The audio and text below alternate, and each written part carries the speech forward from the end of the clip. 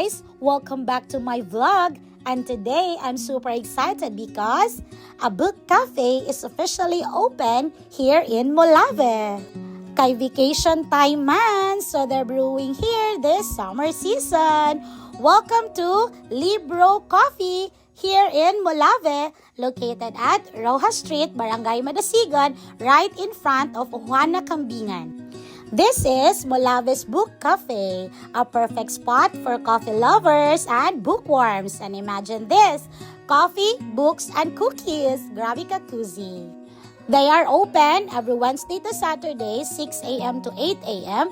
and 3 p.m. to 9 p.m. And today, April 15, is their opening day here in Molave. Dagan kayo silang books dere. So, if you're in Molave or nearby, don't miss this spot.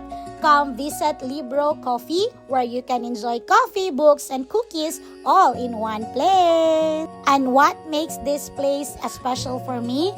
The owner is actually my high school classmate. So I'm really proud and happy to see this dream come to life here in Molave. So wala gina ako gimiss ang chance nga mo visit diri and mo tilaw sa ilang coffee.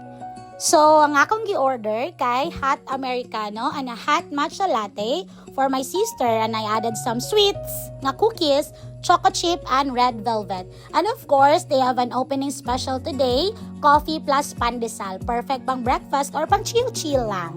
So, here's the coffee, tusluan og pan. Perfect combination, of course. So ayan, gitry na nako ang hot americano, giparisan og cookies nga lami kaayo, perfect partner sa if you need that morning boost or pampagising, pampasiga sa mata. This is it. Perfect kayo ang hot americano ay strong but super smooth lang. Dili siya pait, dili makashock, balance lang ang flavor, and perfect for those who love pure coffee. So ayan no, tanang energetic kay kuno kusog na kay kumukatawa. Kayo of course, akong classmate ba yan tagiyaan. Salamat di ay sa classmates akong manghod nga si Cathy kay naapilan mi og libre kaganina sa among giinom. So ayan, nag-take out na lang po ko og iced matcha latte para sa akong sister kay ganahan kayo to siya og matcha. Iya ginang paborito ng matcha. And syempre, prepared by my very own classmate. I'm so proud of you! Congrats! Don't forget to like, follow, and share for more food and travel vlogs. See you on my next one. Bye-bye! Thank you so much. Mwah!